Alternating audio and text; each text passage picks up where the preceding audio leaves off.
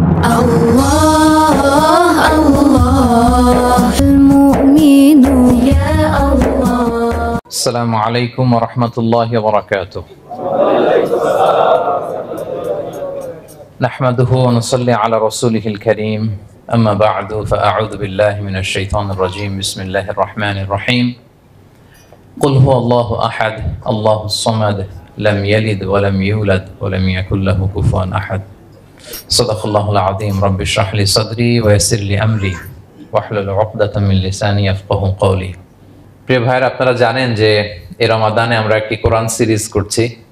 প্রতিটি প্রোগ্রামে আমরা কোরআনের কোনো না কোনো সূরা থেকে কিছু আলোচনা শুনছি। তারই ধারাবাহিকতায় আজকে আমি সূরাতুল ইখলাস তেলাওয়াত করেছি, ছোট্ট একটা সূরা। এই সূরার সংক্ষিপ্ত তাফসীর আজকে আমরা শুনবার চেষ্টা করব ইনশাআল্লাহ বিইذنিল্লাহ। সূরাতুল ইখলাস সবার মুখস্থ আছে না? মুসলিম তো অবশ্যই, অনেক অমুসলিমেরও মুখস্থ, অনেক হিন্দুরও সূরা ইখলাস মুখস্থ আছে জানেন। অনেক হিন্দু ভাইরা একই পাড়ায় একই সাথে সমাজে থাকার কারণে তারা সূরা ফাতিহা, ইখলাস এরকম দু চারটা দোয়া কালাম সূরা এদেরও মুখস্থ থাকে। সূরাতুল ইখলাস এমন একটা সূরা যেটা অনেক অমুসলিম ভাইদেরও মুখস্থ থাকে। খুব ছোট্ট সূরা। স্রষ্টার পরিচয় যে এত সহজ ভাষায় মাত্র 4টি বাক্যে দিয়ে দেয়া যায় তার জলজন্ত প্রমাণ হচ্ছে এই সূরাতুল ইখলাস। মাত্র 4টি আয়াত। কয়টি? 4টি আয়াত দিয়ে আল্লাহ তাআলা স্রষ্টার পরিচয় খুবই চমৎকার ভাবে প্রিসাইজলি তিনি তুলে ধরেছেন। কোরআনের অনেক জায়গায় আল্লাহ তাআলা নিজের পরিচয় দিয়েছেন। যেমন সূরা বাকারার 255 নম্বর আয়াতে, মানে আয়াতুল কুরসির মধ্যে আল্লাহ তাআলা নিজের পরিচয় তুলে ধরেছেন। একটি আয়াত, 9টি বাক্য বিশিষ্ট একটি আয়াত, সেখানে আল্লাহ তাআলার পরিচয় খুব চমৎকার ভাবে পাওয়া যায়। আয়াতুল কুরসি, এটা আপনাদের মুখস্থ আছে না? আয়াতুল কুরসি ফরজ সালাতের পরে এটা পড়বেন। আল্লাহর হাবিব সাল্লাল্লাহু আলাইহি ওয়াসাল্লাম ফরজ সালাতের পরে এটা পড়তেন। তিনি বলতেন, মান কারাআ আয়াতুল কুরসি দুবুরা কুল্লি সালাতিন মাকতুবাতিন লাম ইয়ামনাহু মিন দুখুলিল জান্নাতি ইল্লা আল মাউত। ফরজ সালাতের পরে যে আয়াতুল কুরসি তেলাওয়াত করবে তার জান্নাতে যাওয়ার ক্ষেত্রে আর কোনো বাধা থাকে না, মৃত্যু ছাড়া। মৃত্যুটাই বাধা, মরলেই জান্নাতি।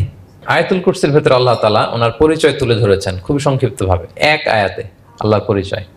তারপর সূরা হাশরের শেষ 3 আয়াতে আল্লাহ তাআলা নিজের খুব চমৎকার পরিচয় তুলে ধরেছেন। তারপরে এই সূরা ইখলাসের মধ্যে আল্লাহ তাআলা আরো সংক্ষিপ্ত পরিসরে ভেরি প্রিসাইজলি মাত্র ছোট্ট ছোট্ট 4টা আয়াতে নিজের পরিচয় তুলে ধরেছেন। তো কিভাবে আল্লাহ তাআলা নিজের পরিচয় আমাদের সামনে পেশ করলেন আমরা সেটাই আজকে শুনবার চেষ্টা করব ইনশাআল্লাহ। সূরাতুল ইখলাস আপনারা কি জানেন এটা কোরআনের কততম পারায় অবস্থিত?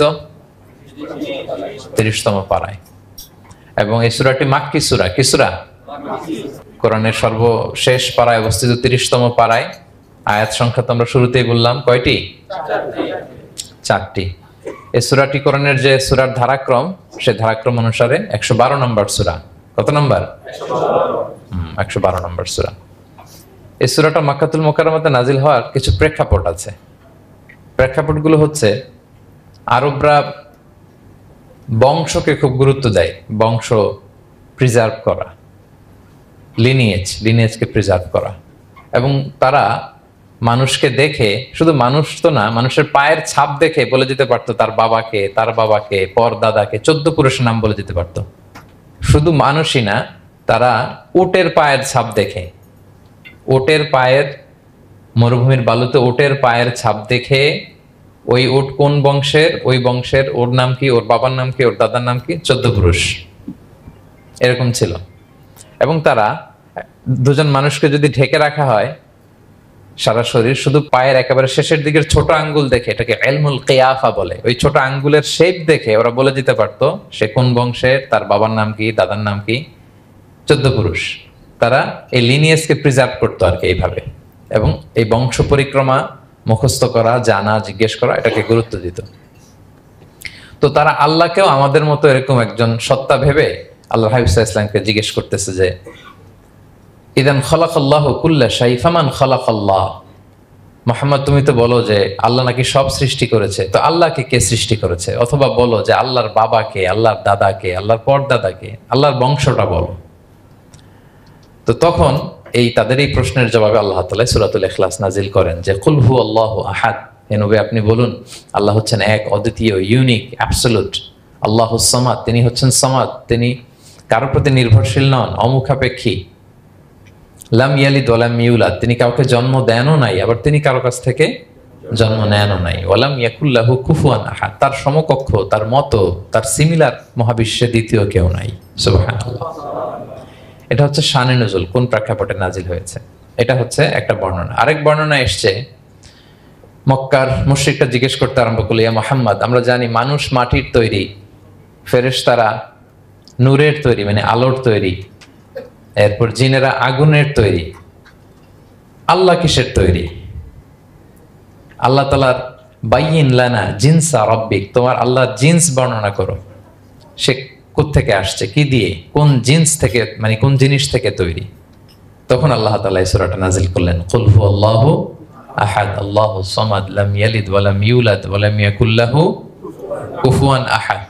এইভাবে অনেকগুলো বর্ণনা পাওয়া যায় যে এরকম এরকম প্রেক্ষাপটে যখন রাসূল সাল্লাল্লাহু আলাইহি ওয়াসাল্লামকে তারা এই সমস্ত প্রশ্ন জিজ্ঞেস করে, তখন তাদের প্রশ্নের জবাব স্বরূপ আল্লাহ তাআলা 4 আয়াত বিশিষ্ট এই সূরাটি নাজিল করেন। তাহলে সূরার কোন প্রেক্ষাপটে, কোন সিচুয়েশনে সূরাটা নাজিল হলো, এটা সবার কাছে ক্লিয়ার না এখন? এই সূরার কিছু ফজিলত পাওয়া যায়। আপনারা তো সূরার নাম শুনেছেন সূরাতুল ইখলাস। ইখলাস শব্দের অর্থ হচ্ছে সিনসিয়ারিটি, আন্তরিকতা বা একনিষ্ঠতা। যেহেতু এই সূরায় একনিষ্ঠতার সাথে আল্লাহর তাওহীদের ঘোষণা দেওয়া হয়, এজন্য এই সূরার নাম হচ্ছে সূরাতুল ইখলাস। আবার এই সূরাকে সূরাতুত তাওহীদও বলে, যেহেতু আল্লাহর একত্ববাদের ঘোষণা এই সূরায় দেওয়া হচ্ছে, ওয়াননেস অফ গড। আবার এই সূরার একটা নাম হচ্ছে সূরাতুল মারিফা, যেহেতু এই সূরা মারিফা মানে জানা বা চেনা, যেহেতু এই সূরা পড়ার মধ্য দিয়ে আল্লাহর পরিচয় জানা যায়, আল্লাহকে চেনা যায়, এজন্য সূরার নাম সূরাতুল মারিফা। আচ্ছা, এই সূরার অনেক ফজিলত আছে, অনেক ফজিলত। আমরা কয়েকটা ফজিলত আপনাদের সামনে শেয়ার করবো ইনশাআল্লাহ। এই সূরার 1 নম্বর ফজিলত হচ্ছে রাসূল সাল্লাল্লাহু আলাইহি ওয়াসাল্লাম বিভিন্ন সুন্নত নামাজের দ্বিতীয় রাকাতে এই সূরাটা পড়তেন। যেমন ফজরের 2 রাকাত সুন্নত আছে না, ফজরের 2 রাকাত সুন্নতের দ্বিতীয় রাকাতে রাসূল সাল্লাল্লাহু আলাইহি ওয়াসাল্লাম এটা পড়তেন। প্রথম রাকাতে সূরা কাফিরুন, দ্বিতীয় রাকাতে সূরা ইখলাস, এটা পড়তেন। মাগরিবের নামাজের যে সুন্নাত, সেই সুন্নাতেরও দ্বিতীয় রাকাতে আল্লাহর হাবিব সাল্লাল্লাহু আলাইহি ওয়াসাল্লাম এই সূরাটা পড়তেন। তাওয়াফ করার পরে 2 রাকাত নামাজ পড়তে হয়, জানেন? ওই 2 রাকাত নামাজে রাসূল সাল্লাল্লাহু আলাইহি ওয়াসাল্লাম প্রথম রাকাতে সূরাতুল কাফিরুন, দ্বিতীয় রাকাতে সূরাতুল ইখলাস পড়তেন। বিতিরের সালাতের শেষ রাকাতে আল্লাহর হাবিব সাল্লাল্লাহু আলাইহি ওয়াসাল্লাম সূরাতুল ইখলাস পড়তেন। এই মর্মে অনেকগুলো হাসান হাদিস আছে।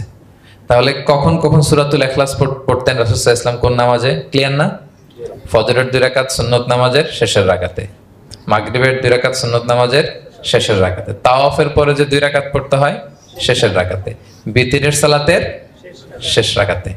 এই সূরাটাকে আল্লাহর হাবিব সাল্লাল্লাহু আলাইহি ওয়াসাল্লাম সুলুসুল কোরআন বলেছেন, 1/3 অফ দ্য কিতাব, কোরআনের 3 ভাগের 1 ভাগ। সূরাতুল ইখলাস তা'দিলু সুলুসাল কোরআন, সূরা ইখলাস হচ্ছে কোরআনের 3 ভাগের 1 ভাগ। তার মানে আপনি যদি একবার সূরা ইখলাস পড়েন, কয় পারা তেলাওয়াতের সওয়াব? 2 বার পড়লে, 3 বার পড়লে, 3 বার পড়লে 1 খতম কোরআনের সওয়াব। আলহামদুলিল্লাহ। কেউ কেউ বলেন যেহেতু আল্লাহর একত্ববাদের কথাবার্তা কোরআনে 1/3 মানে 1/3 জুড়ে আছে, সেহেতু সূরাতুল ইখলাস সুলুসুল কোরআন মানে হচ্ছে যে কোরআনের 3 ভাগের 1 ভাগে আল্লাহ যা নিয়ে কথা বলেছে সূরাতুল ইখলাসের ভিতরেই সেটা সংক্ষেপে চলে আসছে, এজন্য এটাকে বলা হয় 1/3 অফ দ্য বুক, কোরআনের 3 ভাগের 1 ভাগ।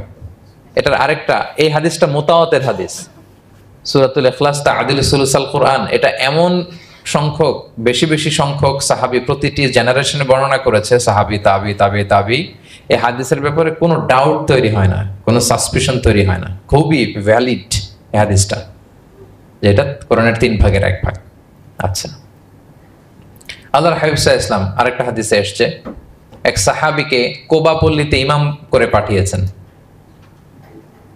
মদিনা মসজিদে নববীর পাশে একটা মসজিদ আছে, মসজিদে কোবা, সেই মসজিদের ইমাম করে এক সাহাবীকে পাঠিয়েছেন। ওই সাহাবীর একটা অভ্যাস ছিল, উনি প্রত্যেক রাকাতে সূরা ফাতিহার পরেই আগে সূরা ইখলাস পড়তেন। ধরেন প্রথম রাকাতে সূরা ফাতিহার পরে ইখলাস, এরপর একটা সূরা পড়তেন। দ্বিতীয় রাকাতে সূরা ফাতিহার পরে আবার সূরা ইখলাস, এরপর একটা সূরা পড়তেন। ধরেন যে জুমার নামাজ 2 রাকাত, উনি ফাতিহার পরে প্রথমে কোন সূরাটা পড়ে নিতেন, এরপরে অন্য যে কোনো একটা সূরা। দ্বিতীয় রাকাতে সূরা ফাতিহার পরে কোন সূরাটা প্রথমে পড়ে নিতেন? ইখলাসের। এইটাই ওনার স্বভাব। প্রত্যেক নামাজে যদি কোনো ইমাম সাহেব শুধু সূরা ইখলাস পড়ে, একটু খারাপ লাগবে না আমাদের? ওনার মুসল্লিদেরও তাই লেগেছে। ওনারা জিজ্ঞেস করলেন তুমি এটা কেন করো, এরকম না করে স্বাভাবিকভাবে পড়ো। তো উনি বললেন না, আমি এইভাবেই পড়বো, আমি যেভাবে পড়তেছি এইভাবেই পড়বো, পড়লে পড়ো, না হলে তোমাদের হিসাব তোমাদের। তো তারা যে রাসূল সাল্লাল্লাহু আলাইহি ওয়াসাল্লামের কাছে বিচার দিল যে রাসূলুল্লাহ দেখেন, একজন ইমাম আপনি আমাদের জন্য নির্ধারণ করেছেন, উনি প্রত্যেক রাকাতে সূরা ইখলাস পড়ে, ইন এভরি সিঙ্গেল রাকাহ সূরা ইখলাস পড়ে। তো রাসূল সাল্লাল্লাহু আলাইহি ওয়াসাল্লাম তাকে ডাকলেন, ডেকে বললেন ঘটনা কি, তুমি নাকি এরকম করো, প্রত্যেক রাকাতে ফাতিহার পরে আগে ইখলাস দিয়ে শুরু করো, কেন কেন করো? সে বলতেছে ইয়া রাসূলুল্লাহ, হ্যাঁ আমি আসলে এমনটা করি, কারণ আমি এই সূরাটাকে বড্ড ভালোবাসি, কারণ ফিহি সিফাতুর রহমান, এই সূরার ভেতরে আল্লাহর পরিচয় মেলে, আল্লাহর পরিচয় পাওয়া যায়, যেন সূরাটাকে আমি বড্ড ভালোবাসি। রাসূল সাল্লাল্লাহু আলাইহি ওয়াসাল্লাম বললেন ঠিক আছে, তোমার অভ্যাসের পরিবর্তন করার দরকার নাই, হুব্বুকা ইয়াহা ইউদখিলুকাল জান্নাহ, এই সূরার প্রতি তোমার এই ভালোবাসাই তোমাকে জান্নাতে প্রবেশ করাবে। আরেক বর্ণনায় এসেছে তুমি যেমনি আল্লাহর পরিচয় থাকার কারণে সূরাটাকে ভালোবাসো, আল্লাহ জানিয়েছেন যেন তোমাকে জানাই আল্লাহও তোমাকে ভালোবাসে। ফিহি সিফাতুর রহমান, এই সূরার ভেতরে রহমানের পরিচয় পাওয়া যায়, আল্লাহ সুবহানাহু ওয়া তাআলার পরিচয় পাওয়া যায়। তো এই জন্য উনি প্রত্যেক রাকাতে সূরা ইখলাস পড়তেন। আরেকটা হাসান পর্যায়ের হাদিসে পাওয়া যায়, নবম হিজরিতে আল্লাহর হাবিব সাল্লাল্লাহু আলাইহি ওয়াসাল্লাম তাবুক যুদ্ধে অংশগ্রহণ করেছিলেন। আপনারা তাবুক যুদ্ধের নাম শুনেছেন? হ্যাঁ, নিশ্চয়ই শুনেছেন, যারা ইসলামের ইতিহাস, ইসলামের বায়োগ্রাফি নিয়ে পড়াশোনা করেছেন। তাবুক হচ্ছে অনেক দূরে মদিনা থেকে, খুব কষ্টের সফর ছিল। তখন খেজুর পেকে সবার ঘরে খেজুর, পাকা খেজুর উঠাতে হবে, আবার প্রচন্ড গরম, আবার সফরের দূরত্ব অনেক বেশি। এই সফরে মূলত কোনো যুদ্ধ সংগঠিত হয়, তাবুক যুদ্ধে কোনো যুদ্ধ হয় নাই, কয়েক সপ্তাহ লাগছে যেতে, কয়েক সপ্তাহ ফিরতে, এতটুকুই। জাস্ট কে পাক্কা ইমানদার আর কারা মুনাফিক হিপোক্রিট, এটাকে ক্লিয়ার করার জন্য আল্লাহ তাআলা এই যুদ্ধের আহ্বান জানিয়েছেন যে যাও অ্যাটাক করো, তাবুকে যাও। বিশাল বাহিনী, প্রায় বিশাল একটা বাহিনী যে তাবুকে চলে গেল। রাসূল সাল্লাল্লাহু আলাইহি ওয়াসাল্লাম যখন তাবুক যুদ্ধে ছিলেন, এই অভিযানে ছিলেন, তখন মদিনায় এক সাহাবী ইন্তেকাল করেন, নাম হচ্ছে মুআবিয়া ইবনে মুআবিয়া আল মুজহানি। তো উনি ইন্তেকাল যখন করলেন, রাসূল সাল্লাল্লাহু আলাইহি ওয়াসাল্লাম তো এত দূর থেকে এটা জানতেন না। জিবরাইল আলাইহিস সালাম এসে বললেন ইয়া রাসূলুল্লাহ, মদিনাতে আপনার সাহাবী মুআবিয়া ইন্তেকাল করেছে। মুআবিয়া ইবনে আবি সুফিয়ান একজন সাহাবী আছে, উনি নয়, মুআবিয়া ইবনে মুআবিয়া আল মুজহানি। তখন বললেন ইয়া রাসূলুল্লাহ, আপনি এই ৩০,০০০ সাহাবী নিয়ে এখানেই মরুভূমির মধ্যেই তার গায়েবানা জানাজা পড়েন, আমরাও আছি আপনার সাথে, আমরাও শরীক হব। রাসূল সাল্লাল্লাহু আলাইহি ওয়াসাল্লাম এত দূরে তাবুক থেকেই মুআবিয়া ইবনে মুআবিয়া আল মুজহানি রাদিয়াল্লাহু তাআলা আনহুর গায়েবানা জানাজায় শরীক হলেন। এই গায়েবানা জানাজায় সাহাবাদের সাথে ফেরেশতারাও শরীক হয়েছিলেন, দুই কাতারে, পেছনে দুই কাতার, প্রতি কাতারে ৭০,০০০ ফেরেশতা। জানাজা শেষে, দোয়া শেষে আল্লাহর হাবিব সাল্লাল্লাহু আলাইহি ওয়াসাল্লাম বললেন যে জিবরিল, ঘটনা কি? মুআবিয়ার এত স্ট্যাটাস, এত মর্যাদা, কি কারণে তুমি দুই কাতারে ৭০,০০০ হলে ১,৪০,০০০ বিশাল ফেরেশতাদের বহন নিয়ে তুমি জানাজায় জয়েন করলে, কারণ কি? কি তার মর্তবা? তো জিবরাইল আলাইহিস সালাম বললেন ইয়া রাসূলুল্লাহ, আপনার সাহাবী মুআবিয়ার বৈশিষ্ট্য ছিল তিনি কাইমান আও কাঈদান, দাঁড়িয়ে অথবা বসে, মাশিয়ান আও রাকিবান, আরোহণ অবস্থায় অথবা চলন্ত অবস্থায়, উঠতে বসতে চলতে ফিরতে সব সময় সে পড়তে থাকতো কুল হুয়াল্লাহু আহাদ আল্লাহুস সামাদ লাম ইয়ালিদ ওয়া লাম ইউলাদ ওয়া লাম ইয়াকুল লাহু কুফুয়ান আহাদ। এই সূরাটা ছিল তার ডেইলি ওজিফা, সব সময় উঠতে বসতে চলতে ফিরতে কোন সূরা পড়তো? সূরা ইখলাস পড়তো। এজন্য আল্লাহ তাআলার আদেশে আমরা ১,৪০,০০০ ফেরেশতা নিয়ে তার জানাজায় শরীক হয়েছি। সুবহানাল্লাহি বিহামদি। তাহলে বুঝতে পারতেছেন এই সূরার মর্তবা কতটা পছন্দনীয় সূরা আল্লাহর কাছে। যদিও ছোট আয়াত, কয়টা? কিন্তু আল্লাহর কাছে এটার ফজিলত অনেক বেশি। প্রিয় ভাইরা, শুধু এখানেই শেষ নয়, আল্লাহর হাবিব সাল্লাল্লাহু আলাইহি ওয়াসাল্লাম সকালে, সন্ধ্যায়, ফজরের পরে, মাগরিবের পরে এবং বিছানায় ঘুমোতে যাওয়ার আগে তিনি সূরাতুল ইখলাস, সূরা ফালাক, সূরা নাস পড়ে হাতের মধ্যে ফু দিতেন, দুই হাত একসাথে মিলিয়ে এরকম ফু দিয়ে মাথা থেকে বডিতে যতটুকু সম্ভব তিনি মাসে করতেন। ৩টা সূরাই শুরু হয়েছে কুল দিয়ে, এজন্য ৩ সূরাকে একসাথে বলে কুল আস-সালাসা, মানে ৩ কুল। এই ৩ কুল তিনি ফজরের পর, মাগরিবের পর আর বিছানায় ঘুমোতে যাওয়ার আগে পরে হাতে ফু দিয়ে সারা গায়ে মেসেজ করতেন। আপনারা করেন? হ্যাঁ, অভ্যাসটা, ওজিফাটা আছে তো আপনাদের? না, করবেন। এটা special protection, you will get a special protection from Allah সুবহানাহু ওয়া তাআলা। অনেকে দেখবেন ব্ল্যাক ম্যাজিক করে, ব্ল্যাক ম্যাজিক কিন্তু সত্য, ম্যাজিক করে, সেহের করে আপনাকে দুর্বল করে ফেলবে। স্বয়ং আল্লাহর হাবিব সাল্লাল্লাহু আলাইহি ওয়াসাল্লামকে সেহের করা হয়েছিল, উনি কয়েক মাস স্ত্রীদের সাথে ফিজিক্যাল ইন্টিমেসিতে যেতে পারতেন না, এত দুর্বল হয়ে গেছিলেন। লাবিদ ইবনে আল আসাম নামক এক ইহুদি মিত্র, সে জাদু করেছিল রাসূল সাল্লাল্লাহু আলাইহি ওয়াসাল্লামকে। ওনার মাথার চুল চিরুনির ভেতর 11টা গিট দিয়ে সেই ব্ল্যাক ম্যাজিক করেছে। নবী সাল্লাল্লাহু আলাইহি ওয়াসাল্লাম কয়েক মাস অসুস্থ ছিলেন। পরে সূরা ফালাক নাস যখন নাজিল হয় তখন আল্লাহ তাআলা বিষ্ণু সাল্লাল্লাহু আলাইহি ওয়াসাল্লামকে সুস্থ করে দিলেন। সাহাবীদেরকে নিয়ে এক কুয়ার নিচ থেকে, চিরুনির থেকে এই গিটগুলো খুলে খুলে রাসূল সাল্লাল্লাহু আলাইহি ওয়াসাল্লাম 11টা আয়াত তেলাওয়াত করলেন। রাসূল সাল্লাল্লাহু আলাইহি ওয়াসাল্লামকে সুস্থ করে দিল কে?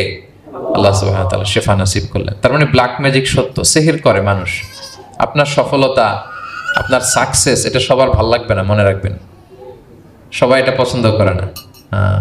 আল আইনু হক, নজর কিন্তু সত্য, নজর সত্য, নজরের প্রভাব আছে, চোখের প্রভাব আছে। এজন্য কারো ভালো কিছু দেখলে মাশা আল্লাহ বলবেন, আল্লাহর দিকে ফিরিয়ে দিবেন ওটার কল্যাণ। কি বলবেন?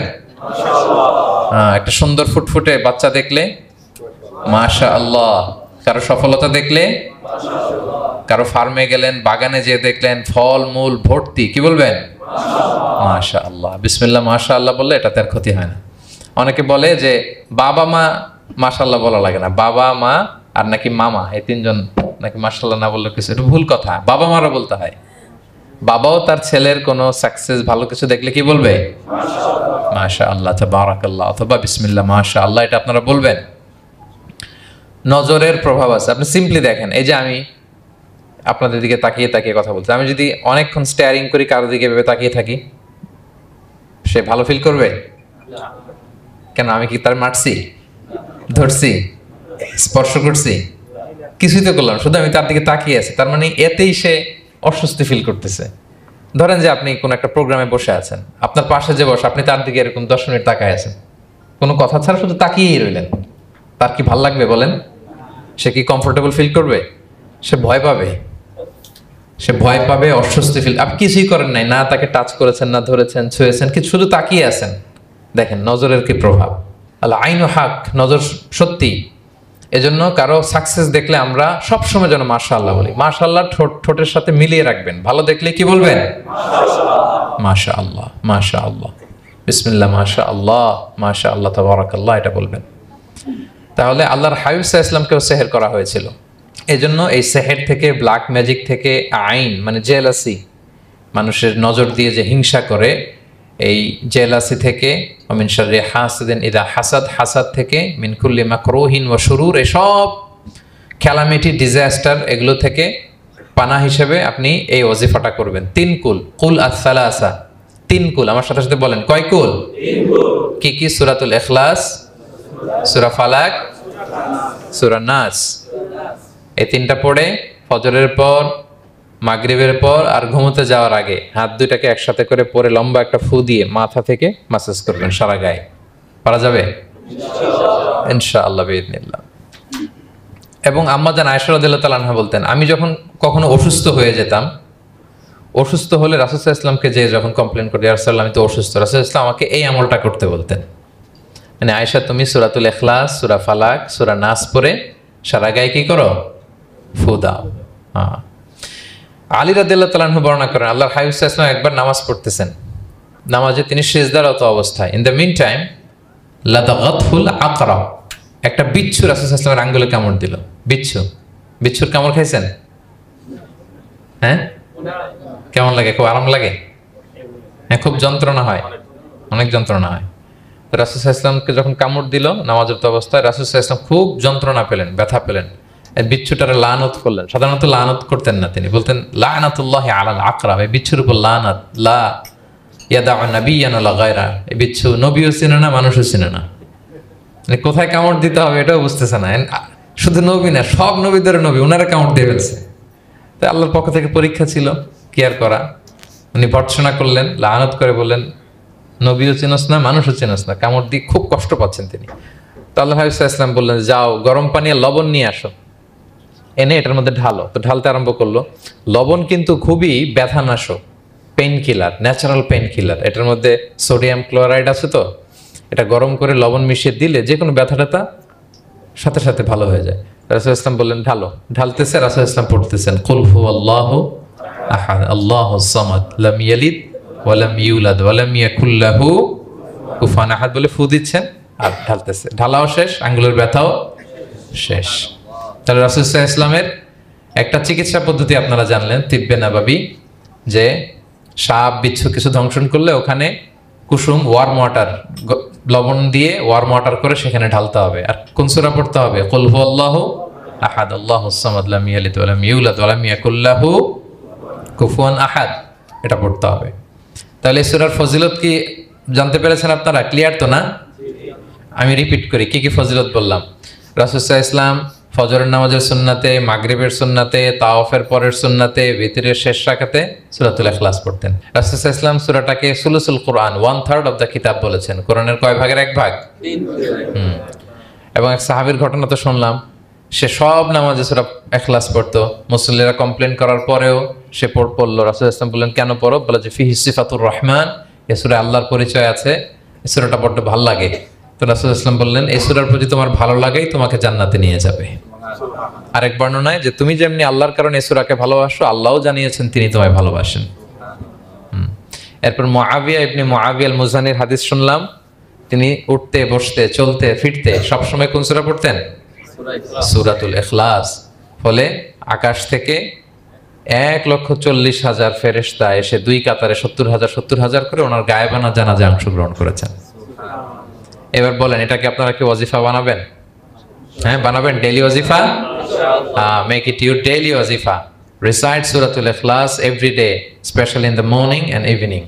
তাহলে সূরার ইন্ট্রোডাক্টরি ডিসকাশন শেষ, নাজিলের প্রেক্ষাপট শেষ, ফজিলত শেষ।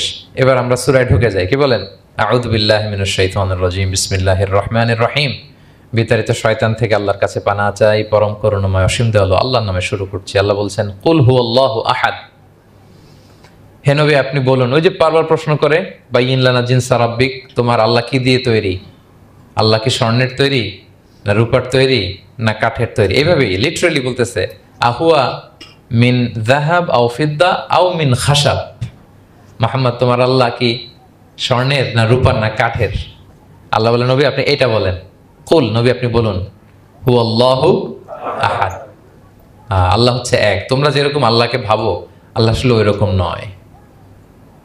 আল্লাহর সত্তাটা আমাদের মতো নয়, সৃষ্টিগত সত্তার মতো নয়।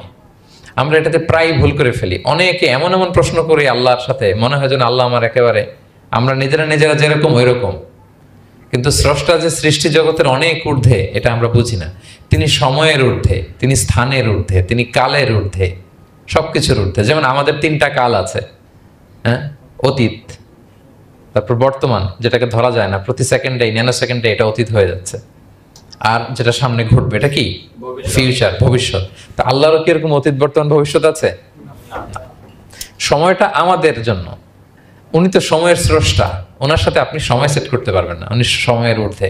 ফলে উনি এই ইবলিস যে আদেশ ভঙ্গ করা, আদম আলাইহিস সালাম এবং হাওয়া আলাইহিস সালাম পৃথিবীতে আসা, নূহ, দাউদ, হুদ, সালেহ থেকে শুরু করে এই একের পর এক নবী, শেষ নবী, বর্তমান সময়, ভবিষ্যৎ, দাজ্জাল, কিয়ামত, সব তিনি অ্যাট এ গ্ল্যান্সে দেখেন, একবারে ওনার চোখের সামনে। আমাদের মতো অতীত বর্তমান ভবিষ্যৎ ওনার নাই। আমরা যেমনি ভাব প্রকাশের জন্য ভাষা লাগে, এই যে আমি বাংলায় কথা বলতেছি আপনারা বুঝতেছেন, হ্যাঁ, মালাইরা যারা মালাইতে কথা বলে, ইংলিশরা ইংরেজিতে কথা, চাইনিজে কথা বলে, ভাষা, উনি ভাষার স্রষ্টা, ফলে ওনার ভাষাও লাগে না। কিন্তু উনি বোঝানোর জন্য একটা ভাষা ইউজ করে আমাদের জন্য সহজ করে দিয়েছেন। একটা ভাষায় না বললে তো আমরা বুঝবো না, ফলে উনি আরবি ভাষায় কোরআনটাকে নাজিল করেছেন যাতে আমরা বুঝি। কিন্তু উনি ভাষার মুখাপেক্ষী না, ওনাকে সময়, কাল, ভাষা কোনো কিছু দিয়ে বাধা যায় না, উনি সবকিছুর ঊর্ধ্বে, সবকিছুর ঊর্ধ্বে। এবং আল্লাহ কোথায় আছেন? আমরা বলি যে আরশের উপরে আছেন। সেখানে ওই এরিয়াটা হচ্ছে লা জামান লা মাকান, ওখানে সময়, তারপর কাল, এগুলো ওখানে যায় না। আল্লাহর সাথে প্রশ্নগুলো একেবারেই অবান্তর। ফলে আমরা যে প্রশ্নগুলো হুট করে না বোঝার কারণে করে ফেলি, যেহেতু আমাদের খুব সীমিত জ্ঞান, ফলে আমরা সৃষ্টির সাথে স্রষ্টাকে গুলিয়ে ফেলি। কিন্তু উনি কিন্তু আমাদের মতো নন। এজন্য আল্লাহ বলেন যে আমাকে জিজ্ঞেস করে যে আমি লোহার তৈরি, না স্বর্ণের তৈরি, না রূপার তৈরি, নাকি পাথরের তৈরি বা কাঠের তৈরি, তুমি বলো কুল হুয়াল্লাহু আহাদ। হে নবী আপনি বলুন আমি হচ্ছি এক, একক, অদ্বিতীয়। আরবিতে এক এক বলতে আরবিতে ওয়াহেদ শব্দ ব্যবহার করে, আহাদ ব্যবহার করা হয় না। ব্যক্তির গুণ হিসেবে কখনো আহাদ ব্যবহার করা হয় না।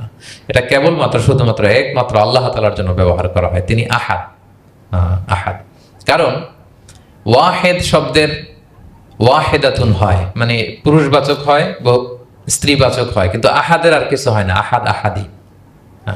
আল্লাহ শব্দটাই এরকম, আল্লাহ শব্দটাই এরকম। যেমন ঈশ্বরের ঈশ্বরী হয়, ভগবানের ভগবতী হয়, গডের গডেস হয়। আল্লাহর এরকম স্ত্রীবাচক কিছু আছে? কিছু নাই। আল্লাহ বলেন ইন্নানি আনাল্লাহু লা ইলাহা ইল্লা আনা ফা'বুদনি ওয়া আকিমিস সালাতা লিযিকরি। নিশ্চয় আমি আল্লাহ। মুসা আলাইহিস সালামকে প্রথম যে প্রত্যাদেশ রেভেলেশন দিয়েছিলেন মুকাদ্দাসে তুয়ার পাশে, তুর পাহাড়ের পাদদেশে, ওখানে প্রথম মুসা আলাইহিস সালাম আল্লাহর সাউন্ড তখন তিনি শুনেছিলেন, এবং আল্লাহর সাউন্ডটাও আমাদের সাউন্ডের মতো নয়। যেমন আমি এদিক থেকে কথা বললে আপনি এই পাশ থেকে শুনবেন, এদিক থেকে কথা বললে, এদিক থেকে আমাকে ডাক দিলে এদিকে, তার মানে আমি দিকের সাথে সম্পৃক্ত। আল্লাহর এটা এরকম না। মুসা আলাইহিস সালাম তিনি যখন আল্লাহর কথা শুনলেন, তিনি বললেন যে একটা সাউন্ড শুনলাম, এটা চারদিক থেকে শোনা যায়, চারদিক থেকে শোনা যায়। এবং তিনি ওনার প্রেগনেন্ট স্ত্রীকে নিয়ে মাদিয়ান ক্রস করে ইজিপ্টের বর্ডারে ঢুকবেন। ইন দ্য মিন টাইম আল্লাহ তাআলা ওই সময়টাকে চুজ করেছেন যে তাকে এখন নবী বানাবো, তাকে রেভেলেশন দিব। তো তিনি দেখলেন যে ইন্নী আনাস্তু নারান, আমি ওই যে লাআল্লি আতিকুম মিনহা বিকাবাসিন আও আজিদু আলান নারি হুদা, স্ত্রীকে দাসীকে বললেন যে একটু বসো, প্রচন্ড ঠান্ডা, ওই যে আগুন দেখা যায়, মনে হয় কেউ আগুন পোহাচ্ছে, আমি একটু আগুন নিয়ে আসি মশাল দিয়ে, তোমাদের আরাম লাগবে, একটু ওয়ার্ম আপ হবে। তো আগুনের কাছে যেয়ে দেখে সামনে যত যায় আগুন তত পেছায়, এবং আগুনটা সাধারণ আগুন না, একটা গাছ থেকে আগুন বেরোচ্ছে, কিন্তু ওই গাছের পাতা জ্বলে না, ডাল জ্বলে না, কিছুই হয় না। আসলে এটা আগুন না, এটা আল্লাহর নূর। আল্লাহর নূর সেখানে ফোকাস দেওয়া হয়েছে। এবং আল্লাহর নূরও আমাদের নূরের মতো না। নূর মানে লাইট, নূর মানে কি? লাইট। সো এই যে আমরা যে লাইট দেখি, এই লাইটের মতো না। কারণ আল্লাহর এই নূরের কাবার দেয়া হচ্ছে আবার নূরের পর্দা দিয়ে। পর্দা দেয়া হয় সাধারণত আলোকে আটকানোর জন্য, কিন্তু আল্লাহর যে পর্দা, হিজাবের কথা বলা হয়েছে, ওইটা, ওই পর্দাটাও আলো, আলোর পর্দা। আমাদের সাথে মিলালে হবে? আমরা ঘরে পর্দা টাঙাই কি থামাতে বলেন তো? আলো থামাতে। আর আল্লাহর যে হিজাব পর্দাগুলো কিসের? আলো, নূরের। সো কশিন কালেও আপনি সৃষ্টির সাথে স্রষ্টাকে মিলাবেন না। আমরা ভুল করে অনেক সময় এরকম অবান্তর প্রশ্নগুলো করি। তো আল্লাহ তখন মুসা আলাইহিস সালামকে প্রত্যাদেশ করলেন যে ইন্নানি আনাল্লাহ লা ইলাহা ইল্লা আনা ফা'বুদনি, আমি আল্লাহ। আমি কি? আল্লাহ। এই আল্লাহ নামটা আল্লাহ নিজেই রেখেছেন। আমাদের নাম রাখে আমাদের বাবা দাদা, আল্লাহর তো বাবা দাদা কেউ নাই। আল্লাহর নাম কে রেখেছে? আল্লাহ নিজেই রেখেছেন। ফা'বুদনি, আমার ইবাদত করো, ওয়া আকিমিস সালাতা লিযিকরি। তাহলে এখানে প্রথম আয়াতেই শিরকের উপর কুঠারাঘাত করা হয়েছে, শিরকি আকীদাকে লন্ডভন্ড করে দেওয়া হয়েছে, এবং বোঝানো হয়েছে আল্লাহ হচ্ছেন এক, অদ্বিতীয়, একক। কারণ আমরা যত ইবাদত করি, এর মধ্যে যদি শিরকের স্পর্শ থাকে, আমাদের ইবাদত ভ্যানিশ হয়ে যাবে, এটার কোনো দাম নাই। লা ইন আশরাকতা লা ইয়াহবাতান্না আমালুক ওয়া লা তাকুনান্না মিনাল খাসিরিন। আল্লাহ বলেন যদি শিরক করো তাহলে তোমার সব আমল বাতিল হয়ে যাবে, তোমার রোজা, নামাজ, হজ, যাকাত, জিকির কিছু থাকবে না। এজন্য শিরক যাতে কখনো আমাদের না হয়, শিরকের সাথে যেন আমাদের সম্পর্ক না থাকে। ইন্নাল্লাহা লা ইয়াগফিরু আন ইউশরাকা বিহি ওয়া ইয়াগফিরু মা দুনা যালিকা লিমান ইয়াশা। আল্লাহ সব মাফ করেন, কিন্তু শিরকের গুনাহ মাফ করেন না। কি মাফ করে না? শিরকের গুনাহ। হ্যাঁ, এজন্য শিরকের সাথে আমাদের কোনো সম্পর্ক নাই। দেখেন, আমরা যখন নামাজে দাঁড়াই, আমরা তাকবীরে তাহরিমা বাঁধার পরে কি পড়ি? ওয়াজ্জাহতু ওয়াজহিয়া লিল্লাযী ফাতারাস সামাওয়াতি ওয়াল আরদা হানিফা ওয়া মা আনা মিনাল মুশরিকিন। দেখেন, নামাজে দাঁড়ালে আগে ক্লিয়ার করে নিতে হয় যে আল্লাহ ওয়া মা আনা মিনাল। এই যে লক্ষ লক্ষ হাজী সাহেবরা যায় ইজহার রিদা পড়ে, ওখানে কি পড়ে? লাব্বাইক আল্লাহুম্মা লাব্বাইক লাব্বাইক লা শারীকা লাক লাব্বাইক। আগে হিসাব ক্লিয়ার যে আল্লাহ শিরকের সাথে ছিটেফোঁটা সম্পর্ক আমাদের নাই। আমরা একনিষ্ঠভাবে তোমার ইবাদত করি। তাহলে সূরাতুল ইখলাস বেসিক্যালি তাওহীদের একনিষ্ঠ ঘোষণার নাম, যেটার প্রথম আয়াত আল্লাহ তাআলা নবীকে বললেন যে হে নবী, আপনি আমার পরিচয় দিয়ে দেন। আপনি বলুন কুল হুয়াল্লাহু আহাদ, আমি এক, একক, অদ্বিতীয়। কুল হুয়াল্লাহ, নবী আপনি বলুন তিনি হচ্ছেন আল্লাহ এবং তিনি হচ্ছেন আহাদ। আল্লাহ নামটার অনেক ভাবে কোরআনে পরিচয় দিয়েছেন। আল্লাহ আলিফ লাম, লাম আলিফ ছাড়া, লিল্লাহ দিয়ে, লাম ছাড়া, লাহু দিয়ে, আপনি যেভাবেই বলবেন সেভাবে আল্লাহর পরিচয় পাওয়া যায়। লিল্লাহি মা ফিস সামাওয়াতি ওয়া মা ফিল আরদ, কোরআনের অনেক আয়াতে এসেছে। লাম বাদ দিয়ে দিলে লাহুল মুলকু ওয়া লাহুল হামদু ওয়া হুয়া আলা কুল্লি শাইইন কাদির। লাম বাদ দিয়ে দিলে হা দিয়ে আল্লাহর পরিচয় দিয়েছেন, হুয়া দিয়ে পরিচয় দিয়েছেন, হুয়াল্লাহুল্লাযী লা ইলাহা ইল্লা হু। তাহলে যেভাবে আপনি পরিচয় খুঁজতে যাবেন সেখানে আল্লাহর পরিচয় পাওয়া যাবে। আল্লাহ তাআলা বলছেন হুয়াল আউয়ালু ওয়াল আখিরু ওয়াল যাহিরু ওয়াল বাতিন ওয়া হুয়া বিকুল্লি শাইইন আলিম। তিনি প্রথম, তিনি শেষ, তিনি প্রকাশ্য, তিনি গোপন। তিনি প্রথম মানে কি? তিনি সূচনাহীন অতীত থেকে আছেন। দেখেন আমাদের সাথে মিলে না, আমাদের অতীতের একটা সূচনা থাকে, কি বলেন, আমার জন্মের একটা স্টার্টিং পয়েন্ট আছে না, যে এখান থেকে আমার অস্তিত্ব শুরু, এত সালে আমি, এত সালে আপনি। তার মানে আমাদের একটা স্টার্টিং আছে তো নাকি? আল্লাহ স্টার্টিং কবে থেকে বলেন? কবে থেকে? যে এই সময় থেকে উনি আল্লাহ বলেন। Nobody knows, কারণ হুয়াল আউয়াল, এই আউয়াল মানে এমন শুরু, সূচনাহীন শুরু, এমন শুরু যেটার কোনো কি নাই, সূচনা নাই। আবার সীমাহীন ভবিষ্যৎ পর্যন্ত তিনি থাকবেন। কতদিন তার রাজত্ব, ক্ষমতা, সভরেন্টি, পাওয়ার থাকবে? কতদিন বলেন? সীমাহীন, এটার কোনো শেষ নাই। হুয়াল আউয়াল ওয়াল আখির ওয়াল যাহির ওয়াল বাতিন। এবং সব কিছু ধ্বংস হবে তিনি ছাড়া। কুল্লু মান আলাইহা ফান ওয়া ইয়াবকা ওয়াজহু রাব্বিকা যুল জালালি ওয়াল ইকরাম। সব শেষ হবে, উনি অবিনশ্বর, শাশ্বত, চিরঞ্জীব।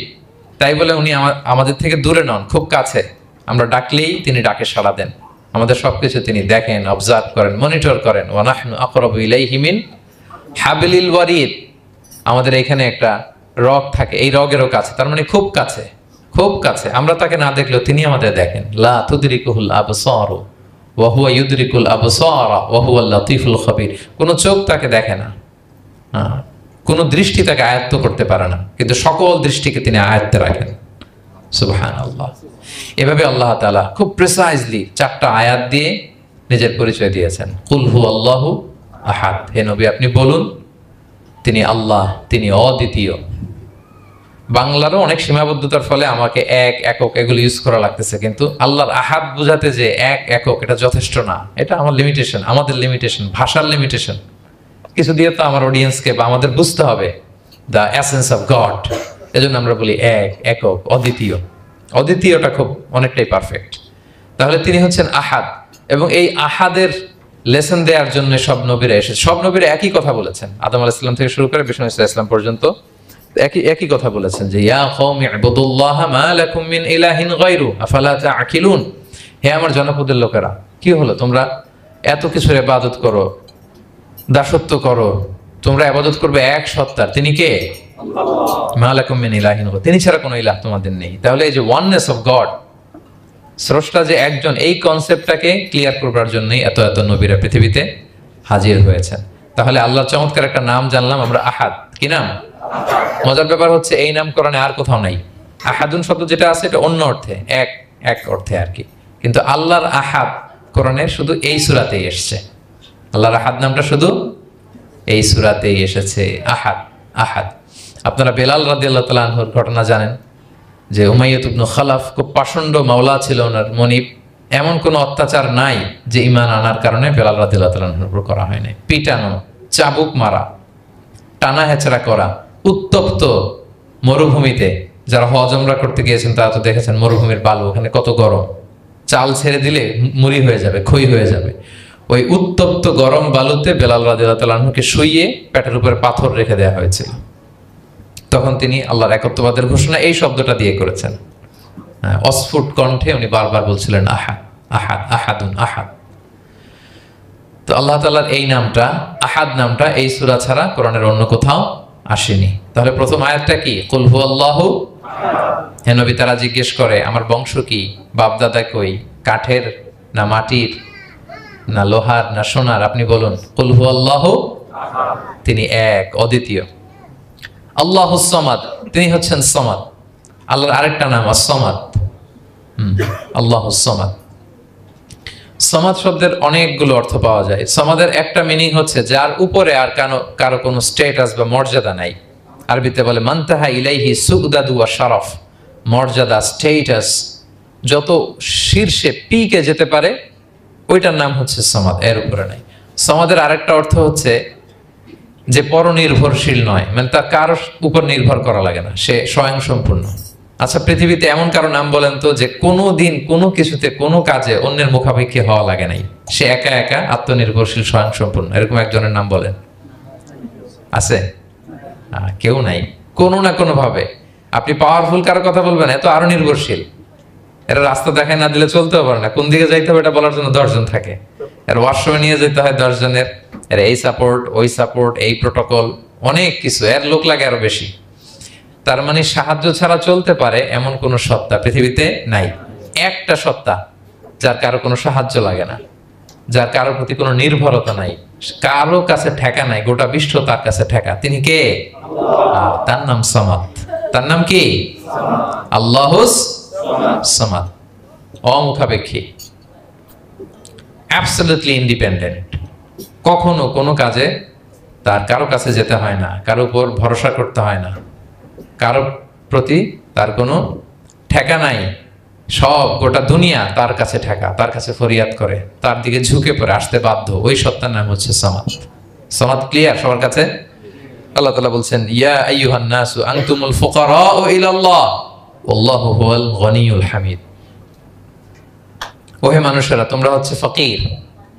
ফকির বিমানা মুফতাকির ইলাল্লাহ, মানে মুখাপেক্ষী। কার দিকে? ফুকারা ইলাল্লাহ ওয়াল্লাহু হুয়াল গনিয়ুল হামিদ। কিন্তু আল্লাহ কারোর প্রতি মুখাপেক্ষী নন। গনি, তিনি প্রাচুর্যশীল, হামিদ, সপ্রশংসিত।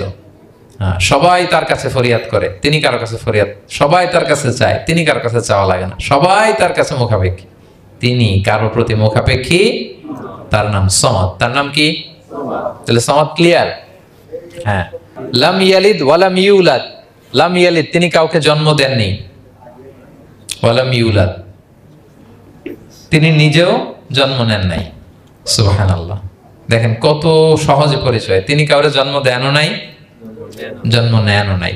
সুবহানাল্লাহ। আমাদের ধর্ম যে কত সুন্দর, এক আল্লাহর দিকে আমাদেরকে রেফার করা হয়েছে। অন্যান্য ধর্মের দিকে দেখেন কি আজীব কথা। খ্রিস্ট ধর্মে বলে আদম আলাইহিস সালাম পাপ করছে, ওই পাপের কারণে আমরা সবাই নাকি পাপী, জন্মাইলেই নাকি পাপী। ইসলাম বলে আমরা জন্মগ্রহণ করি মাসুম অবস্থায়, নিষ্পাপ। কিন্তু খ্রিস্টানরা কি বলে? আমরা পাপ নিয়ে জন্মাই, ফলে খোদার ছেলের দুনিয়াতে আসা লাগছে, এসে সবার পাপ নিজের কাঁধে নিয়ে শুলে চড়ছে, এরপরে খোদার সাথে যে বসে আছে। এটা হচ্ছে খ্রিস্ট ধর্মের কথা। অন্যান্য অনেক ধর্মে দেখেন ল্যাংটা বাবার কাছে যে মাথা নোয়াতে হয়। এরকম অনেক ধর্ম দেখছেন যে লোকটার চুলে জট বাঁধা, দাড়িতে জট বাঁধা, একেবারে উলঙ্গ, তার কাছে যে সবাই এরকম হাত পাতে। দেখছেন? দেখেন না আপনারা? নাকি শুধু আমি একাই দেখলাম? দেখছেন সবাই? আছে, কিন্তু আমি ধর্মের নাম বলতেছি না, কোনো ধর্মকে ছোট করা যাবে না, কিন্তু এরকম আছে। তো দেখেন কি সমস্ত অদ্ভুত নিয়ম কানুন। আগুন নিয়ে ওইখানে দৌড়াইতে হয়, এই করতে হয়। কিন্তু আমাদের এক সত্তার কাছে আমরা চাই, কোনো ভায়া লাগে না, মিডিয়েটর লাগে না, মধ্যস্থতাকারী লাগে না। আল্লাহ বলে ডাকার সাথে সাথে তিনি ডাকে সাড়া দেন। লাম ইয়ালিদ ওয়া লাম ইয়াকুল লাহু, জন্ম দেনও নাই, জন্ম নেনও নাই। মুশরিকরা বলতো আল মালাইকাতু বানাতুল্লাহ, তারা বলতো ফেরেশতারা নাকি আল্লাহর মেয়ে। নাউযুবিল্লাহ। ওয়া ক্বালাতিল ইয়াহুদু উযাইরুন ইবনুল্লাহ, ইহুদিরা বলতো উযাইর আলাইহিস সালাম আল্লাহর ছেলে। ওয়া ক্বালাতিন নাসারা আল মাসীহ ইবনুল্লাহ, আর খ্রিস্টানরা বলে ঈসা মাসীহ, ঈসা আলাইহিস সালাম উনি নাকি আল্লাহর ছেলে। নাউযুবিল্লাহ। আল্লাহ সবগুলো ভ্রান্ত ধারণার কবর রচনা করেছেন এই আয়াত দিয়ে। লাম ইয়ালিদ ওয়া লাম ইউলাদ, না না, এগুলো ভুল। ক্লিয়ার কাট শুনে রাখো, কান খাড়া করে জেনে রাখো। লাম ইয়ালিদ ওয়া লাম ইউলাদ, তিনি কাউকে জন্ম দেনও নাই, তিনি কারো কাছ থেকে জন্ম নেনও নাই। ইমাম আবু বকর আল বাকিল্লানি একজন বড়, অনেক বড় একজন দার্শনিক ছিলেন এবং তর্কবাগীশ ছিলেন, ইরাকের। নাম শুনেছেন কেউ? আবু বকর আল বাকিল্লানি। তো উনি কারো সাথে তর্ক লাগলে উনি খ্রিস্ট ধর্মের কত লোককে যে শাহাদা পড়াইছেন ওনার এই যৌক্তিক আলোচনা দিয়ে, তর্ক দিয়ে। সুবহানাল্লাহ। এক খ্রিস্টান পাদ্রী ওনারে প্রশ্ন করলো, তোমরা মুসলমানরা খুব রেসিস্ট। উনি বললেন কেন? বলছে তোমরা খ্রিস্টান মেয়ে বিয়ে করতে পারো, ইহুদি মেয়ে বিয়ে করতে পারো, মুসলিম কিন্তু ইহুদি মেয়ে খ্রিস্টান মেয়ে শর্ত সাপেক্ষে, কিছু শর্ত আছে ওই আলোচনা যাচ্ছেন, শর্ত সাপেক্ষে বিয়ে করতে পারে আহলে কিতাব হলে। কিন্তু কোন খ্রিস্টানরা মুসলিম মেয়ে আমাদের মেয়েদেরকে বিয়ে করতে পারবে না, কোন ইহুদি আমাদের মেয়েকে বিয়ে করতে পারবে না। তো বলে তোমরা খুব রেসিস্ট, তোমরা আমাদের মেয়ে না, ওকে তোমাদের মেয়ে আমাদেরকে দাও না। তো তিনি বলেন তোমরা তো ইহুদি, তোমাদের নবী হচ্ছে মুসা আলাইহিস সালাম, ওনাকে তো আমরা মানি, ওনার কথা তো কোরআনে আছে, এজন্য তোমাদের মেয়েকে বিয়ে করতে পারি। আর খ্রিস্টানদের নবী হচ্ছে ঈসা আলাইহিস সালাম, ওনাকেও মানি, ওনার মায়ের নামে বিশাল সূরাই আছে, সূরা মারিয়াম, আর ওনার ব্যাপারে হাজার শত শত আয়াত, তো এই জন্য তোমার খ্রিস্টানদের মেয়ে বিয়ে করতে পারি। তোমরা তো আমাদের নবী মুহাম্মদ সাল্লাল্লাহু আলাইহি ওয়াসাল্লামকে মানো না। মুহাম্মদ সাল্লাল্লাহু আলাইহি ওয়াসাল্লাম যে শেষ নবী এটা তোমরা মানো, মানার সাথে সাথে মুসলমান হয়ে যাবা, এরপর আমাদের মেয়েকেও তোমরা বিয়ে করতে পারবা। তো এইভাবে উনি এমন ভাবে উত্তর দিতেন, ফাবুহিতাল্লাযী কাফার, কোনো একেবারে লাজবাব হয়ে যেত। তো ওনার নাম যখন ছড়ালো, ইরাকের মুসলিম বাদশাহ ওনাকে কনস্টান্টিনোপলে পাঠাবেন, যেখানে রোমান এম্পায়ার। তো রোমান এম্পায়ার এরাও খুব প্রস্তুতি নিয়ে আছে যে আবু বকর আল বাকিলানিকে ডিল করা অনেক কঠিন, সে আসতেছে, তার সাথে কিভাবে কি করা যায়। তো আপনারা জানেন যে খ্রিস্ট সমাজের নিয়ম হচ্ছে রাজার দরবারে ঢুকতে গেলে কুর্নিশ করে ঢোকা লাগে। কি করে? মাথা নত করে, এরকম নিচের দিকে করে রুকুর মতো করে এরপরে ঢোকা লাগে। তো এখন তারা প্ল্যান করতেছে যে আবু বকর বাকিলানি তো জীবনে আমার কুর্নিশ করবে না, এটা তো আমার জন্য অপমান হয়ে যাবে, কি করা যায় কি করা যায়। তো রাজার এক বড় উজির সে প্ল্যান করলো, একটা কাজ করেন, রাজ দরবারে তাকে যখন ঢোকানো হবে তার জন্য একটা স্পেশাল গেট বানানো হবে, দরজাটা ফুল হবে না, হাফ হবে, অর্ধেক। তো অর্ধেক দরজা দিয়ে যখন সে ঢুকবে, সে তো বাধ্য মাথা নিচু করে ঢুকতে হবে, তাহলে রুকু হয়ে গেল, কুর্নিশ আপনাদের দেওয়া হয়ে গেল। বলে এই তো চমৎকার বুদ্ধি, ঠিক আছে একটা ছোট্ট দরজা বানাও। তো বানাইছে। উনি যখন কনস্টান্টিনোপলে পৌঁছলেন, ওনাকে নিয়ে আসালো রাজদরবার, বলতেছে এটা দিয়ে ঢুকতে হবে আমাদের, সবার ঢুকেন। তো সবাই এরকম মাথা নিচু নিচু করে ঢুকছে। উনি দেখেই বুঝছে এটা তো কৌশল করছে আমার সাথে। তো উনি মাথা নিচু করছেন, কিন্তু এমনি না, উল্টা উল্টা হয়ে উনি মাথাটা পিছনে দিয়ে, বুঝতে পারছেন, উনি অ্যাবাউট টার্ন হয়ে ঢুকতে তো হবে, পিঠটারে রাজার দিকে দিয়ে, নিতম্বটাকে রাজার দিকে দিয়ে, তারপরে উনি রুকু দিছে, উল্টা রুকু। তো এক হিসেবে কুর্নিশ হয় না, বরং আরো রাজাকে কি হয়েছে, ইনসাল্ট করা হয়েছে। রাজা তো রেগে মেগে আগুন, সবাই রাজা বলছে জানতাম ও এরকম কিছু একটা করবে। মানে এমন ভাবে উনি বুদ্ধি বের করে ওনাকে, ওনার সাথে আর পারা যায়। কেন ওনার কথা আনলাম এই জন্য, সেখানে যেও উনি পুরো রাজ দরবারকে তাক লাগিয়ে দিলেন এইভাবে। উনি দেখেন যে কনস্টান্টিনোপলের রোমান এম্পায়ারের পাশে পোপ বসা, পোপ চেনেন তো, মানে তৎকালীন খ্রিস্টান সবচেয়ে বড় পাদ্রী। তিনি যে বলতেছে কাইফা হালুক ইয়া কাহানাতুল মা'বাদ ও কাইফাল আহল ও কাইফাল আওলাদ, যে বলতেছে আরে সম্মানিত পোপ আপনি কেমন আছেন, আপনার বউ কেমন আছে, আপনার সন্তান কেমন আছে। এই কথা শুনে রাজা রেগে মেগে আগুন, এই আবু বকর বাকিলানি এত বড় সাহস, তুমি জানো না উনি পোপ, পোপদের বিয়ে করা নিষেধ, তারা এত পবিত্র, তাদের স্ত্রী হয় না, তাদের সন্তান হয় না। একজন পবিত্র সত্তার সন্তান থাকে কি করে, স্ত্রী থাকে কি করে, তারা আমাদের পোপ।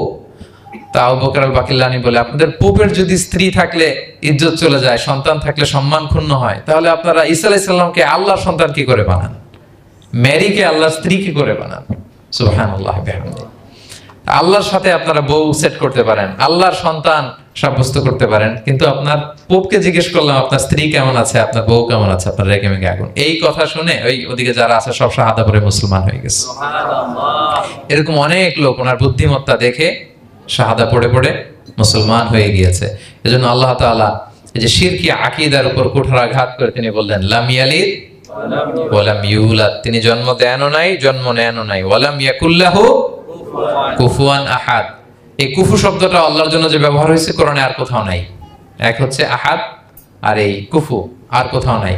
আল্লাহ বলেন ওয়ালাম ইয়াকুল্লাহু কুফুয়ান আহাদ, তার সমকক্ষ কেউ নাই। আল্লাহর মতো similar, nothing is similar to him, equivalent to him. আল্লাহর মতো সিমিলার কিচ্ছু নাই। তাহলে আল্লাহ কার মতো? আল্লাহর মতো। আল্লাহ কার মতো? আল্লাহর মতো। অন্য আয়াতে আল্লাহ তাআলা বলছেন লাইসা কামিসলিহি শাই, তার মতো কেউ নাই, তিনি তার মতো। তাহলে আল্লাহ কার মতো? আল্লাহর মতোই। আল্লাহর মতো। ওয়ালাম ইয়াকুল্লাহু কুফুয়ান আহাদ, তার মতো কেউ নাই, তিনি তার মতো। তাহলে এই চার আয়াতে আল্লাহর পরিচয় পাইছেন আপনারা? তিনি এক, অদ্বিতীয়, তিনি অমুখাপেক্ষী, কারো কাছে হাত পাততে হয় না, সব হাত পেতে থাকে তার দরবারে। তিনি জন্ম দেনও নাই, জন্ম নেনও নাই, তার মতো কেউ নাই। তো তাহলে আল্লাহর মতো কেউ নাই। আল্লাহ কার মতো? আল্লাহর মতো। তাহলে সূরাতুল ইখলাস ক্লিয়ার হয়েছে সবার? আল্লাহ নিজের পরিচয় দিলেন, তিনি এক, অদ্বিতীয়, তার কাছে চাইতে হয়। আমরা ফরিয়াদ করবো কার কাছে? বিপদে আপদে, যে কোনো বিপদে ক্রাইসিসে পড়লেই কি করবেন? কার কাছে শেয়ার করবেন? নাকি ফেসবুকে শেয়ার করবেন? আমরা বিপদে পড়লে কোথায় শেয়ার দিয়ে দেই? প্রথমেই আমাদের শেয়ার দেওয়ার জায়গা কই? কিন্তু আসলে শেয়ার করতে হবে কার কাছে? আল্লাহর কাছে। প্রথমে আল্লাহর কাছে বলুন। তিনি আপনাকে বিপদ মুক্ত করতে পারেন, তিনি আপনাকে শান্ত করতে পারেন, আপনার অস্থিরতা দূর করতে পারেন, তিনি কেবল আপনাকে সফলতা দিতে পারেন, আর কেউ পারে না। এজন্য ফরিয়াদের হাত যেন আমরা তার দরবারে উঠাই। আল্লাহ তাআলা আমাদের সবাইকে কথাগুলো বোঝার আমল করার তৌফিক দান করুক। হাদা মা ইনদি ওয়াল ইলমু ইনদাল্লাহি আলাইহি তাওয়াক্কালতু ওয়া ইলাইহি উনীব। এই ধরনের নতুন নতুন ভিডিও পেতে চ্যানেলটি সাবস্ক্রাইব করে রাখুন, লাইক করুন, কমেন্ট করুন এবং বন্ধুদের সাথে শেয়ার করে রাখুন।